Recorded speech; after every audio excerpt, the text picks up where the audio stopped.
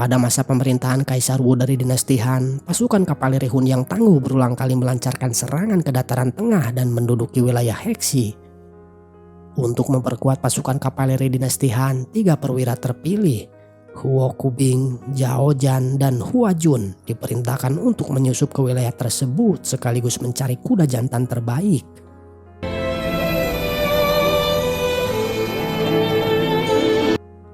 Saat mengamati situasi, Zhao Zhan dan Hua Jun menyaksikan seorang gadis cantik yang tengah dikejar oleh pasukan Hun. Tanpa berpikir panjang, keduanya segera bertindak untuk menyelamatkannya.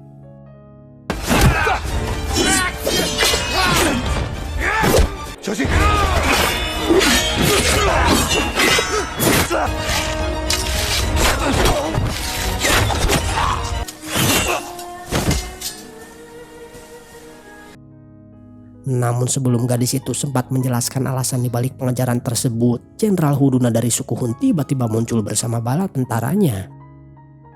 Menyadari bahaya yang semakin mendekat, gadis cantik segera melarikan diri diikuti oleh pasukan Hun.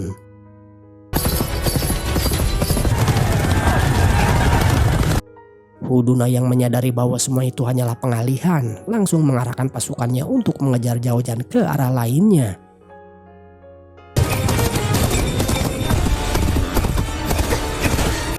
Sementara itu, Hua Jun memberikan perlawanan sengit memaksa pasukan Hun untuk mundur. Beruntung, Zhao Zhan dan gadis itu berhasil menyeberangi sungai yang memaksa Huduna menghentikan pengejarannya.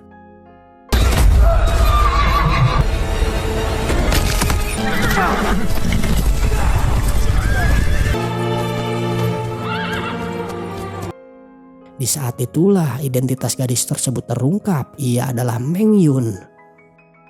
Tak lama kemudian, Hua Jun menyusul dan karena Meng Yun kehilangan kudanya, Hua Jun pun menyerahkan kudanya agar Meng Yun dapat melanjutkan perjalanan. Namun semua peristiwa tersebut ternyata hanyalah mimpi Profesor Fang, seorang arkeolog ternama. Anehnya, liontin giok yang dimiliki Profesor Fang tampak identik dengan yang dikenakan Meng Yun dalam mimpinya. Liontin tersebut ditemukan pada fosil kuda perang yang kemudian diteliti bersama 2 muridnya, Xin Ran dan Wang Jing. Dari hasil penelitiannya, fosil kuda itu berasal dari era dinasti Han, sementara ukiran pada liontin giok menunjukkan ciri khas suku Hun. Dugaan sementara menyatakan bahwa liontin tersebut merupakan hasil rampasan perang saat dinasti Han meraih kemenangan atas pasukan Hun. Liontin giok itu melambangkan harapan bagi suku Hun, dan Meng Yun sendiri mendapatkannya dari sang tetua sebagai simbol harapan agar ia kelak menjadi penerus tradisi sukunya. Sementara itu, putra bungsu kepala suku Hun mempersembahkan upeti kepada sang tetua, memohon bantuan untuk menyembuhkan sang kepala suku yang tengah sakit. Di saat yang sama, Huduna tiba dengan kemenangan membawa kepala jenderal penjaga benteng dinasti Han sebagai bukti keberhasilannya.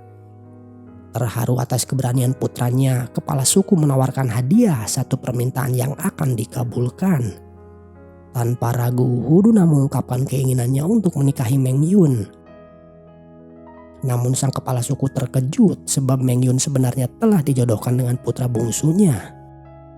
Sebagai gantinya, kepala suku menawarkan wanita tawanan dari dinasti Han kepada Huduna. Meskipun kecewa, Huduna tidak dapat menolak keputusan ayahnya.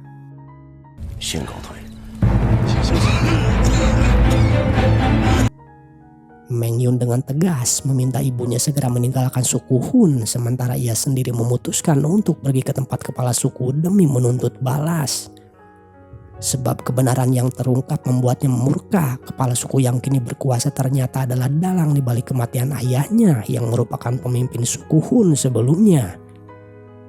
Namun rencana balas dendam itu diam-diam diketahui oleh Huduna yang sejak awal memperhatikannya. Sayangnya usaha Meng Yun gagal, kepala suku berhasil menghentikan sebelum ia bertindak, hingga akhirnya Huduna muncul.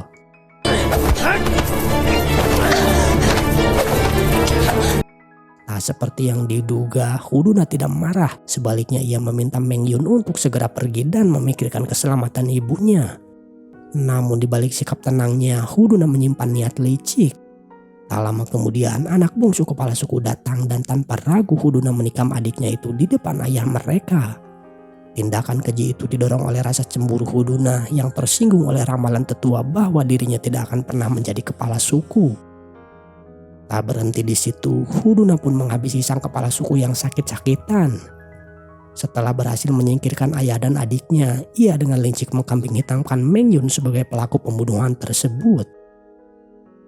Di tempat lain, Profesor Pang dan kedua muridnya menghadiri sebuah pesta. Profesor Pang diperkenalkan kepada Legend, seorang pengembang game yang tengah mengerjakan proyek bertema dinasti Han dan suku Hun. Di tengah perbincangan mereka, para tamu dihibur dengan tarian. Xinran yang diam-diam menyukai Wang Jing mencoba menarik perhatiannya. Upayanya pun berhasil membuat Wang Jing terpukau menyaksikan pesona tarian Xinran. Sementara itu, cerita beralih ke Meng Yun yang tengah berlatih tarian pedang. Disaksikan oleh Hua Jun dan Zhao Jan yang sedang menjalankan misi menemukan lokasi suku Hun. Meng Yun sendiri berada di sana untuk menunggu ibunya yang telah berjanji menemuinya di tempat tersebut. Tak lama kemudian, tetua suku datang dengan kabar buruk. Huduna telah menangkap ibu Meng Yun dan bermaksud memanfaatkannya untuk memaksa Meng Yun bersedia menikah dengannya. Meski tetua sempat menyampaikan pesan sang ibu agar Meng Yun tidak nekat menyelamatkannya, Meng Yun mengabaikan nasihat itu dan memilih pergi seorang diri. Cerita berganti ke Wang Jing yang terbangun dari mimpinya, lalu menceritakan bertemu dengan seorang pria yang menyerupai Profesor Fang bersama seorang gadis cantik. Lalu Profesor Fang menyuruh Wang Jing segera menemui Xinran. Namun sikap Wang Jing yang tidak peka membuatnya tetap acuh terhadap perasaan Xinran. 你真肤浅。我看了呀。看了你还能看得那么大声？比如呢？比如关心一下身边的人啊。 Keesokan paginya, mereka mengunjungi museum untuk mempelajari lebih dalam tentang peradaban dinasti Han. Dalam penjelasan sejarah, diceritakan bahwa suku Hun kerap menyerang daratan Tiongkok selama masa pemerintahan Kaisar Wu. Untuk menghadapi ancaman tersebut, Huo Kubing mendirikan peternakan kuda guna memperkuat kavaleri dinasti Han. Pada masa itu, meskipun baru berusia 17 tahun, Huo Kubing memimpin pasukan berkuda yang hanya berjumlah 800 orang untuk menghadapi kekuatan suku Hun. Huo Kubing menyaksikan kebrutalan suku Hun yang dengan kejam membantai musuh-musuh mereka.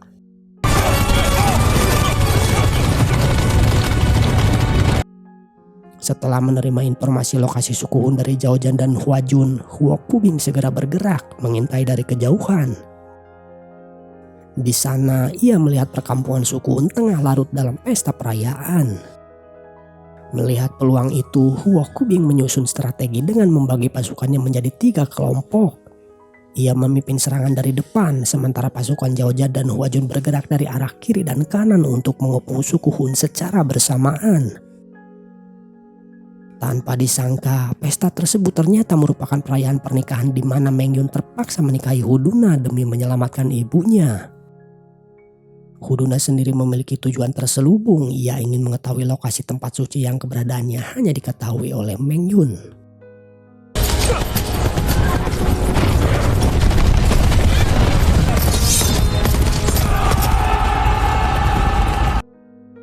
Dalam situasi genting, Hua Jun menaiki kudanya yang sebelumnya sempat ia berikan kepada Meng Yun, lalu melepaskan seluruh kuda milik suku Hun.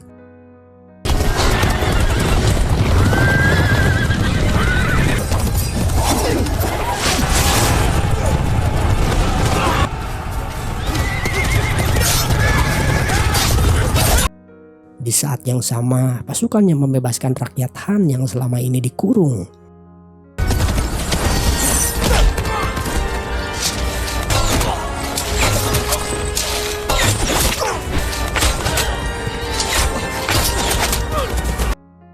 Sementara itu, Zhao Jan menyelinap ke dalam tenda untuk menyelamatkan Meng Yun.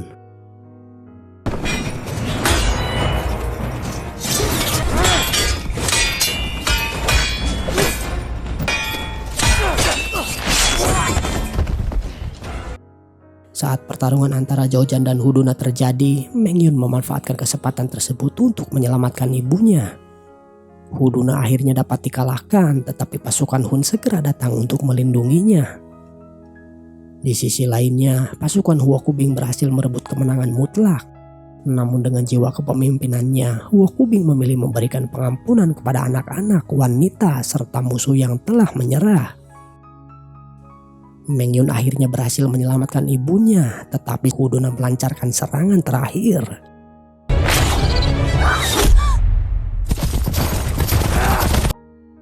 Dalam napas terakhirnya, sang ibu berpesan kepada Meng Yun agar ia kembali ke dinasti Han dan menjalani kehidupan yang bahagia di sana. Setelah pemakaman ibunya, Meng Yun mengungkapkan kisah masa lalu ayahnya yang ternyata adalah seorang jenderal Hun yang bersumpah setia kepada Han. Namun setelah Raja Tudim menyerang dan membantai suku Hun, ayah Meng Yun terpaksa menyerah demi memastikan keselamatan anaknya. Zhao Jian yang tergerak oleh kisah itu mengajak Meng Yun untuk tinggal bersamanya di Garnisum dinasti Han, membantu melatih kuda perang.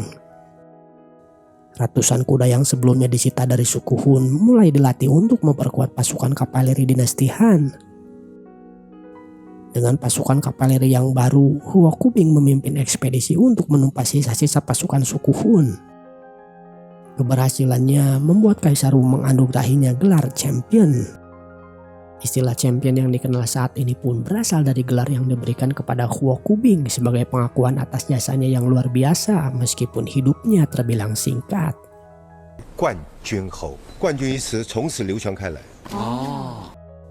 Setelah mempelajari sejarah Huokubing, Profesor Pang dan murid-muridnya melanjutkan eksplorasi mereka di museum, mengamati perhiasan peninggalan dinasti Han.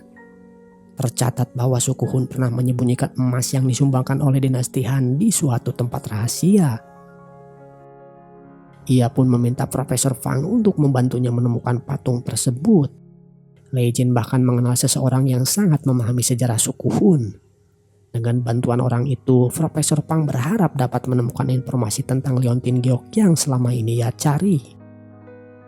Setelah kunjungan museum, Wang Jing dengan bantuan teknologi kecerdasan buatan AI menunjukkan sosok nona cantik yang muncul dalam mimpinya. Anehnya sosok itu identik dengan yang pernah dilihat Profesor Pang dalam mimpinya juga. Namun Profesor Pang hanya menganggapnya sebagai kebetulan, mengingat mereka berdua tengah meneliti topik yang sama.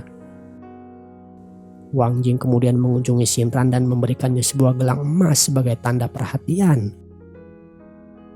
Di sisi lain, Hua Jun melakukan hal serupa kepada Meng Yun, namun Meng Yun dengan halus menolaknya. Baginya, gelang itu seharusnya diberikan kepada seseorang yang paling berharga. Meskipun kecewa, Hua Jun tetap tersenyum dan meminta Meng Yun menyimpan gelang tersebut sampai ia kembali dengan kemenangan setelah menumpas sisa-sisa suku Hun. Tak lama kemudian, Huokubing, Zhao Jian, dan Hua Jun bersama pasukannya berangkat untuk melaksanakan misi besar tersebut. 教授，到了。 Di tempat lain, Profesor Fang, Xingran, Wang Jing, dan Lei Jian tiba di kediaman Herbert. Setelah memperlihatkan Leontin Giok, Profesor Fang menceritakan tentang mimpi yang dialaminya yang ternyata serupa dengan mimpi Wang Jing. Anehnya, Xingran sama sekali tidak mengalami mimpi tersebut. Herbert kemudian menjelaskan bahwa setiap benda memiliki roh yang dapat menjadi perantara komunikasi dengan masa lalu. Untuk mengungkap misteri tersebut, ia menyarankan mereka untuk bermeditasi. Saat meditasi berlangsung, Profesor Pang dan Wang Jing kembali mengalami mimpi.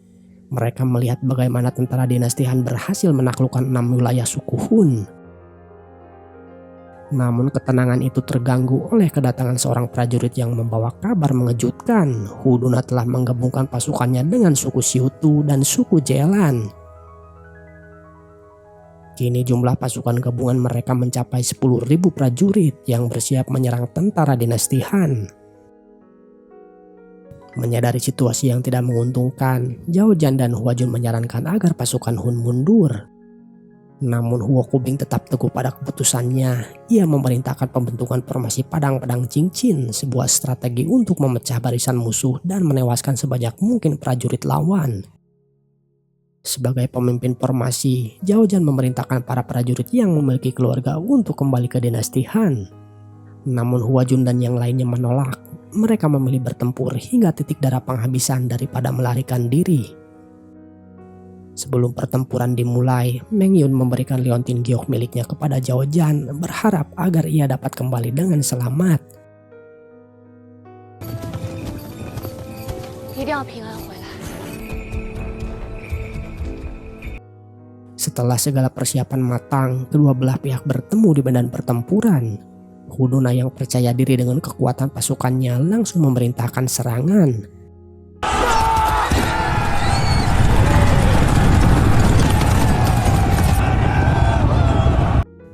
Namun gerakan pasukannya terhalang oleh kobaran api yang telah disiapkan oleh pasukan Han.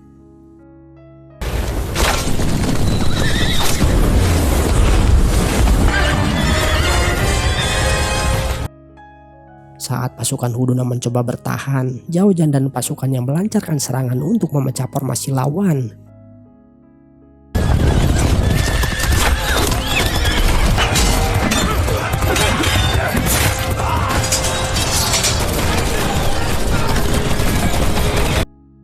Hu Duna yang menyadari kekacauan itu segera memerintahkan serangan langsung ke barisan depan. Namun Huo Kubing yang telah bersiap dengan pasukan pemanahnya segera menghujani pasukan Hun dengan anak panah bertubi-tubi. Serangan itu memaksa Hu Duna mundur.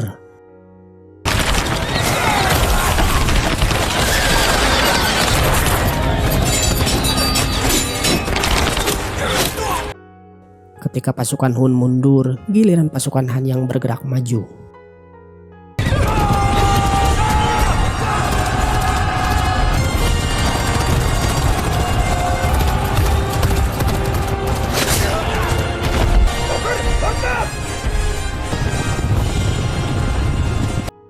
Zhao Zhan yang memimpin serangan mencoba mengejar Hu Duna, tetapi ia justru terperangkap dalam formasi jebakan yang telah disiapkan oleh lawannya.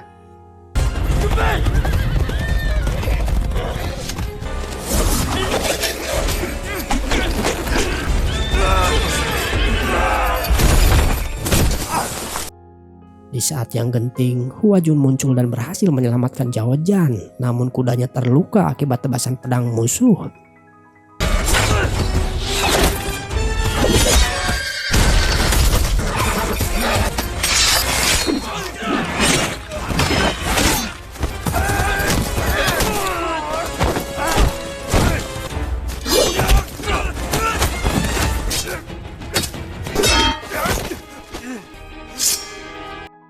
Dalam situasi kritis itu, Hua Jun melepaskan anak panah terakhirnya ke arah Hu Duna.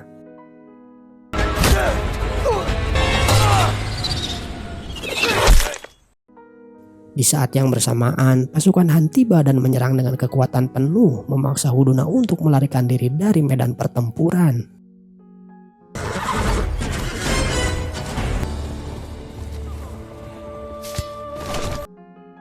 Singkat cerita, Zhao Zhan akhirnya dibawa kembali ke garnisun. Melihat tubuhnya terpapar racun dari belati Hu Duna, Meng Yun segera berusaha mengobatinya.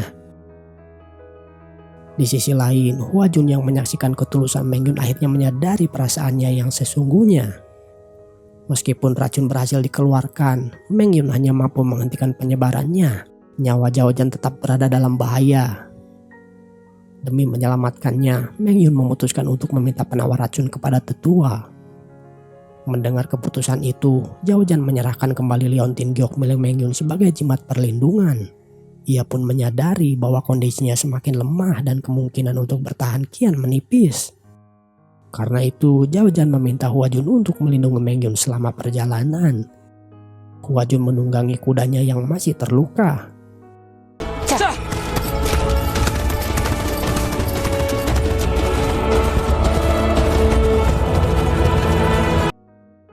Setelah menempuh perjalanan panjang, mereka akhirnya tiba di sebuah lembah. Namun kuda Hua Jun tak lagi sanggup melanjutkan perjalanan. Meng Yun akhirnya tiba di tempat tetua. Meski sang tetua bersedia memberikan penawar racun, ia menyampaikan ramalan yang mengejutkan. Zhao Zhan dan Meng Yun tidak akan pernah hidup bersama. Oleh sebab itu, tetua meminta Meng Yun untuk tetap tinggal dan menjadi penerusnya. Setelah mendengar hal tersebut, Meng Yun akhirnya menitipkan penawar racun kepada Hua Jun. dengan pesan agar disampaikan kepada Zhao Zhan. Ia juga meletakkan liontin giok di pelana kuda milik Zhao Zhan sebagai tanda perpisahan. 保重。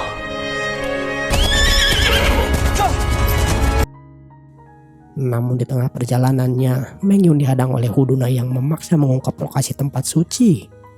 Meng Yun menolak, memilih bertarung demi menjaga rahasia tersebut. Dalam pertarungan sengit itu, baik Meng Yun maupun Hu Duna akhirnya tewas.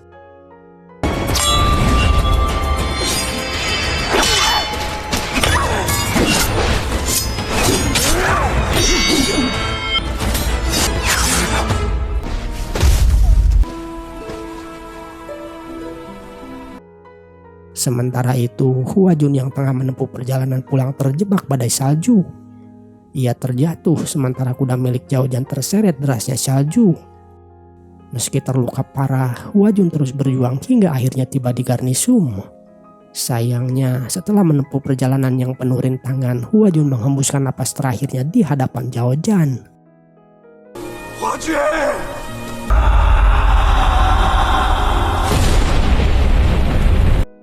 Setelah semua kejadian tragis itu, Profesor Pang dan Wang Jing terbangun dari mimpi mereka. Herbert yang menyaksikan kebingungan mereka segera memberikan arahan, menjelaskan bahwa mimpi tersebut adalah sebuah petunjuk.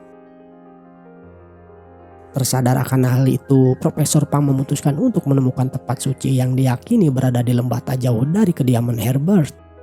这时候前面有个非常大的洞穴，往那边走。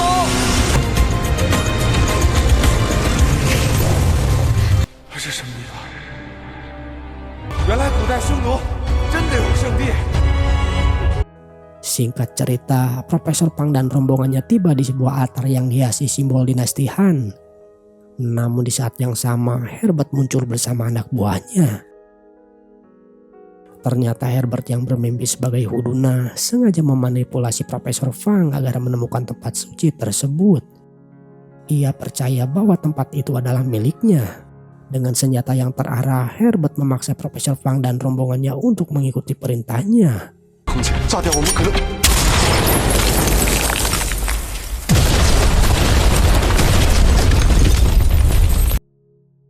Setelah meledakkan dinding altar menggunakan dinamit, mereka tiba di sebuah ruangan tempat patung Dewa Emas suku Hun berada. Herbert percaya bahwa dengan menghancurkan patung itu, ia dapat menemukan harta karun suku Hun. Setelah mengikat Profesor Pang dan rombongannya, Herbert mulai memasang dinamit di sekitar patung emas. Namun Profesor Pang yang menyembunyikan pisau di balik pakaiannya berhasil meloloskan diri.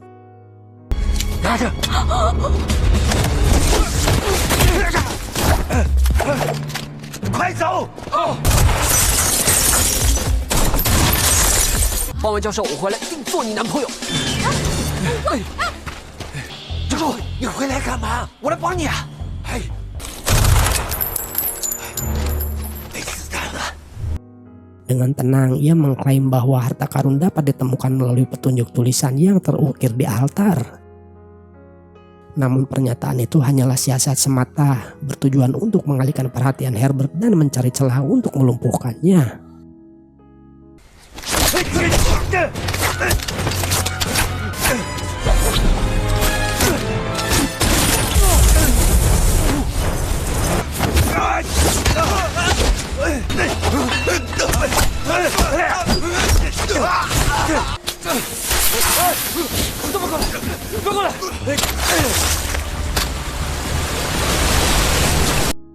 Pria itu berhasil merebut detonator dan meledakkan patung emas yang diyakini menyimpan rahasia harta karun.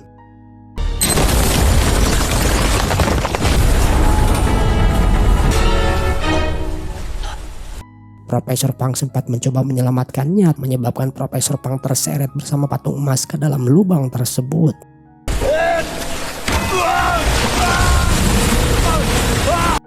Di dalam air yang gelap, Profesor Pang sempat menyaksikan kilauan harta karun suku Hun yang tersimpan selama berabad-abad.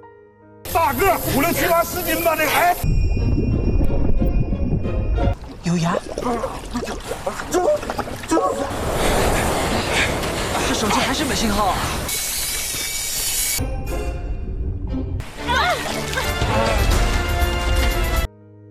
Beberapa hari setelah kejadian itu, Profesor Pang mendadak menjadi sorotan media berkat penemuan harta karun bersejarah tersebut. Di penghujung cerita, Zhao Zhan yang telah pulih memutuskan untuk menemui tetua. Ia kemudian membawa jenazah Meng Yun untuk dimakamkan secara layak di wilayah dinasti Han.